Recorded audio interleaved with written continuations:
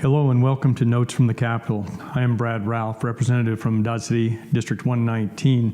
Thanks to Rick Sowers and Sound Shop Electronics for our audio and video production in providing this YouTube video for you. Well, we finished our 9th week here at the Capitol. It feels like we have accomplished a lot during those 9 weeks, although I realize from the outside it may definitely appear as though we've been treading water. We took off with a flourish during the first several weeks and immediately reached a point where we attempted to pass a revenue tax bill that ended up in quite a bit of press coverage, considering that the measure passed out of the House, it was passed by the Senate, it was vetoed by the governor, had a partial override in the House, and didn't get an override in the Senate. That flurry of activity then seemed to come to a screeching halt.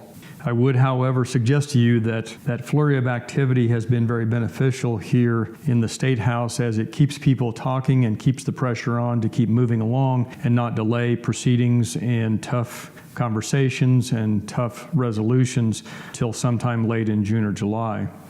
Over the next several minutes, I'd like to talk a little bit about taxes, the school finance decision, and maybe a couple of miscellaneous matters that are being considered in the State House at the present time.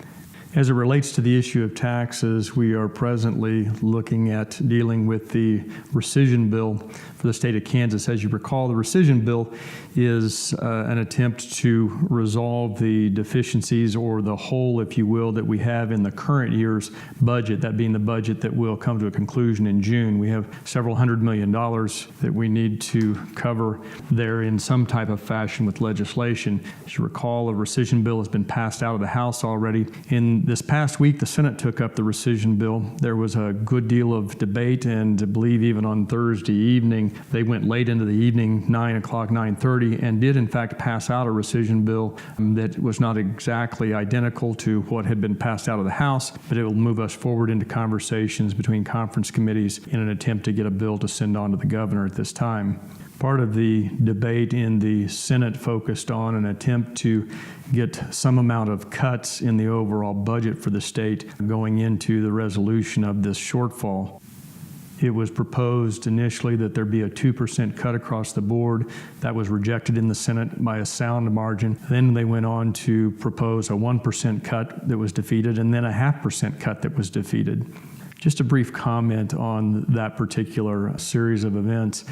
It was promoted by several folks who voted for that cut that any serious attempt at approaching some structural fix for our budget would require at least some type of cut to the budget.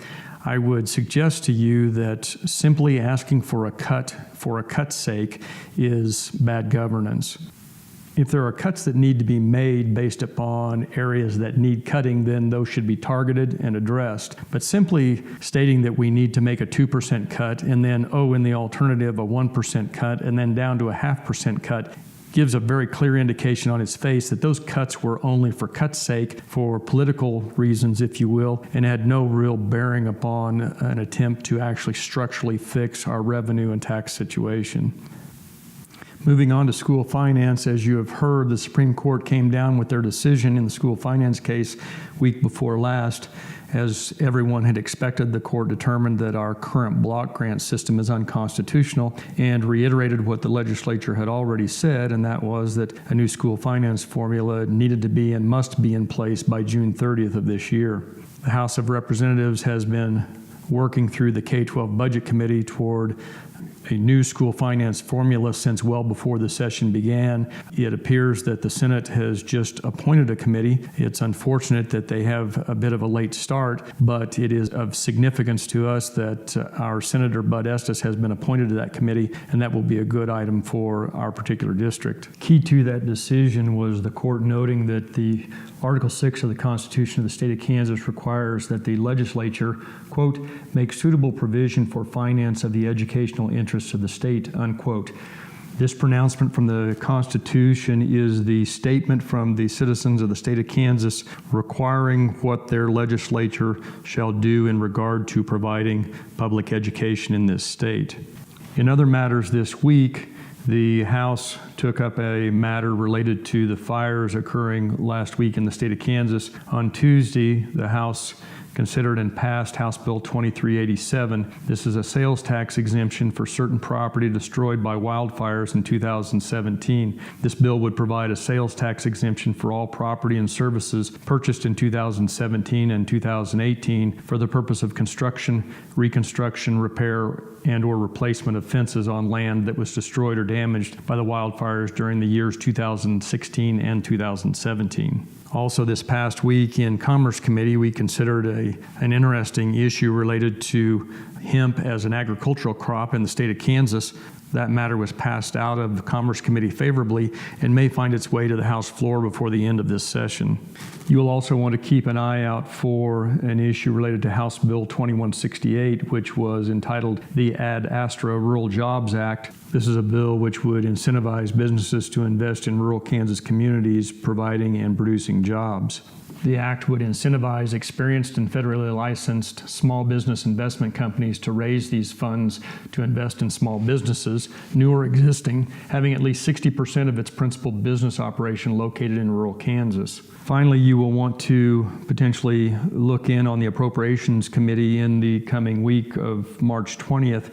During this week, the Appropriations Committee will be considering what we are referring to as the Mega Appropriations Bill.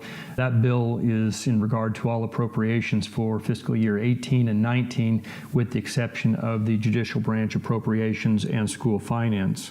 Final matter for this week, it was my pleasure to welcome Jennifer Hendricks to the State House this week. Ms. Hendricks is one of the 2017 Kansas Master Teachers named by Emporia State University this year. Jennifer is a physics teacher at Dodge City High School, and we are very, very proud of her accomplishments and this honor.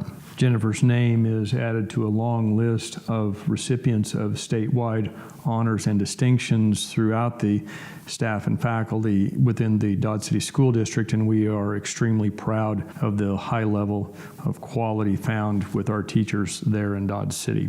Thank you so much for all of your service and everything that you do. Please keep an eye on all of the happenings at the State House through the remainder of this legislative session. Again, a live stream audio is available of all committees, House debates, and Senate debates. You can find that on the Kansas Legislature website that's found at kslegislature.org. As always, please let me know if you wish to be on a mailing list for these YouTube updates or for my newsletter that is sent out periodically. And I again thank you for the opportunity to be of service to you in Topeka.